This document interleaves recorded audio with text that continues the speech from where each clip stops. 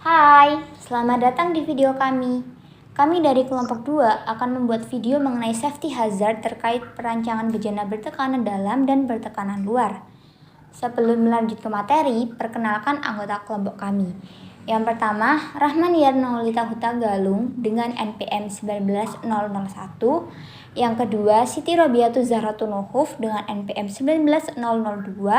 Yang ketiga, Nungki Melasari dengan NPM 19031. Dan yang terakhir, Nur Komaria dengan NPM 19036.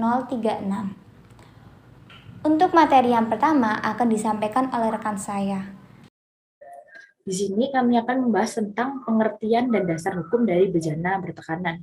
Yang kedua adalah jenis dan pemanfaatan bejana bertekanan. Yang ketiga adalah persyaratan teknik dari bejana tekan. Yang keempat adalah standar warna. Yang kelima adalah pemeriksaan wajib dari bejana bertekanan. Yang keenam ada persyaratan administrasi. Yang ketujuh adalah penanganan botol baja atau bejana di tempat kerja. Yang kedelapan adalah pemeriksaan visual rutin internal.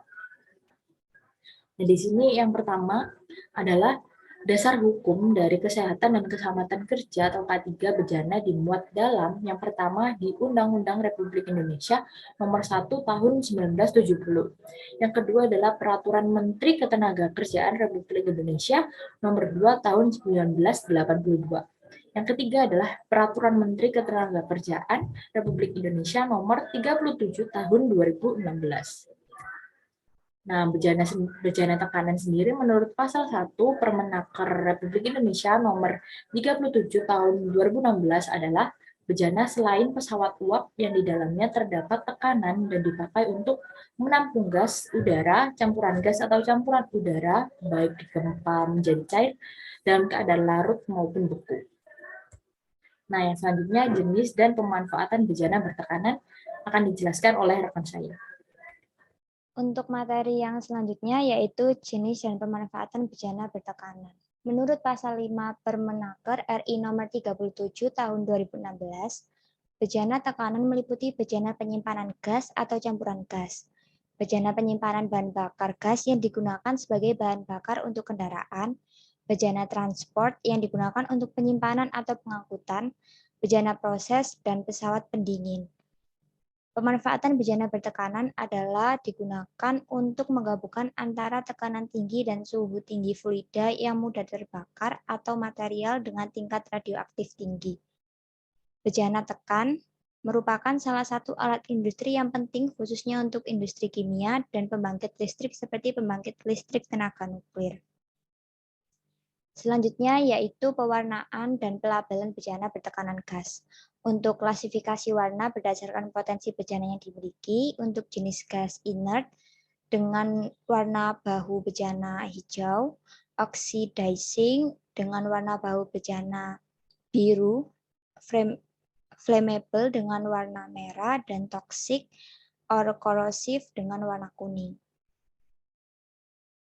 Untuk klasifikasi gas-gas spesifik, untuk jenis gas asetilen dengan warna bahu bejana marun, oksigen warna putih, nitrous oxide warna biru.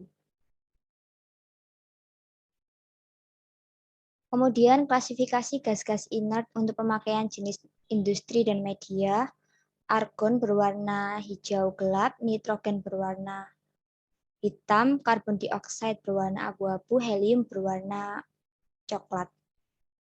Kemudian klasifikasi gas-gas campuran untuk jenis medis atau yang dipergunakan untuk pernapasan, untuk jenis gas udara atau udara sintetik lebih dari sama dengan 20% tapi kurang dari 23,5%, yaitu berwarna putih dan hitam. Kemudian untuk helium atau oksigen berwarna putih dan coklat. Kemudian untuk oksigen atau karbon dioksida berwarna putih dan abu-abu. Untuk oksigen atau nitrogen dengan oksigen kurang dari 20% berwarna hijau terang.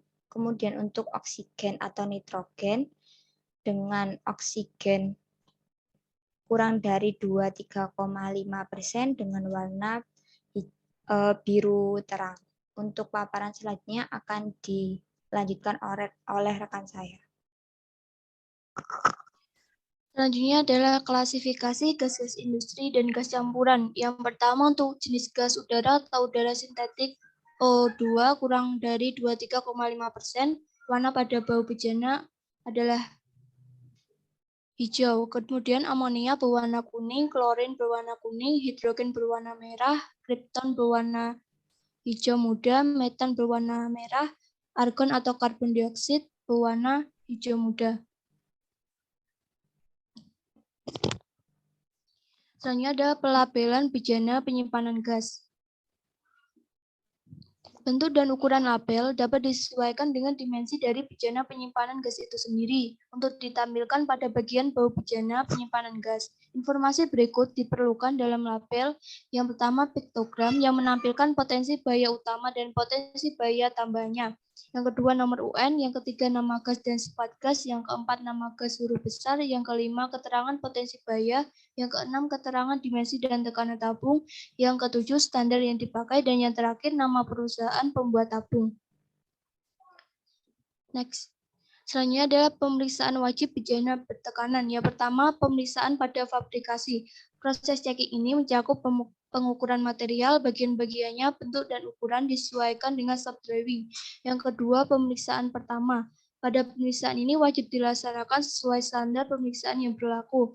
Pada pemeriksaan ini, kegiatan yang dilaksanakan oleh petugas pemeriksa atau penguji meliputi pemeriksaan kelengkapan berkas permohonan, visual konstruksi dan alat pengamannya, dan recalculation perhitungan kekuatan konstruksi. Yang ketiga yaitu pemeriksaan berkala. Pemeriksaan berkala untuk bejana tekan wajib dilaksanakan sekali setiap 5 tahun. Yang keempat yaitu pemeriksaan khusus. Pemeriksaan khusus ini wajib dilaksanakan apabila yang pertama terdapat kerusakan, terjadi modifikasi, dan terjadi peledakan pada bejana tekannya. Selanjutnya adalah persyaratan administratif. Yang pertama, prosedur pembuatan bejana tekan. Pembuatan bejana tekan harus didahului dengan pengesahan gambar oleh Dirjen Binwasnaker dan diawasi oleh pengawas atau AK3 yang berwenang. Kemudian dilengkapi dengan berkas laporan pengawasan pembuatan. Yang kedua, prosedur penerbitan pengesahan pemakaian. Pada pengesahan ini, calon pemakai harus mengajukan surat permohonan ke Disnaker setempat dan dilakukan pengujian oleh pengawas ketenagakerjaan spesialis bejana tekan. Yang ketiga, prosedur reparasi. Sebelum reparasi dilakukan, harus dilakukan pemeriksaan khusus terlebih dahulu. Kemudian sepanjang waktu reparasi dan setelah selesai reparasi juga dilakukan pengujian kembali oleh petugas yang berwenang. Yang keempat yaitu peledakan bejana tekan. Bila terjadi peledakan pada bejana tekan yang dipakai akan menimbulkan korban ataupun tidak, maka wajib segera melaporkannya dan harus bertanggung jawab untuk menjaga jangan sampai terjadi perubahan kondisi tempat kejadian kecelakaan kerja tersebut. Selanjutnya akan dijelaskan oleh rekan saya. Selanjutnya yaitu persyaratan teknis bejana bertekanan. Menurut pasal 7 Permenaker RI nomor 37 tahun 2016, pelaksanaan syarat-syarat K3 bejana tekanan dan tangki timbun meliputi kegiatan perencanaan, pembuatan, pemasangan, pengisian, pengangkutan, pemakaian, pemeliharaan, perbaikan, modifikasi, penyimpanan, dan pemeriksaan serta pengujian. Penanganan botol baja bejana di tempat kerja. Kadangkala dijumpai penanganan botol-botol baja di tempat-tempat kerja masih membahayakan keselamatan pekerja beserta investasi perusahaan. Maka jangan melakukan hal yang dapat membahayakan. Contohnya, jangan menempatkan botol baja yang masih berisi di lapangan yang langsung terkena sinar matahari. Lalu jangan terlalu dekat dengan sumber panas atau api dan jangan memindahkan botol baja dengan cara sembarangan.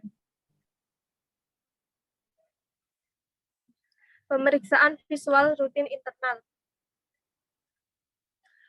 Batas wewenangan pemeriksaan awal, berkala dan khusus bejana tekan berdasarkan peraturan perundangan ketiga yang berlaku adalah wewenang pengawas ketenagakerjaan spesialis pesawat uap dan bejana tekan dari Depnaker atau Disnaker dan AK3 spesialis pesawat uap dan bejana tekan. Lalu formulir pemeriksaan visual rutin internal. Untuk mempermudah AK3U dalam melaksanakan tugas pemeriksaan visual rutin internal, suatu bejana tekan di tempat tugasnya dapat menggunakan formulir pemeriksaan visual rutin internal. Dari paparan dapat disimpulkan bahwa safety hazard diperlukan dalam melakukan kegiatan apapun yang bertujuan untuk mengklasifikasikan bahaya dan dapat meminimalisir timbulnya bahaya atau kecelakaan.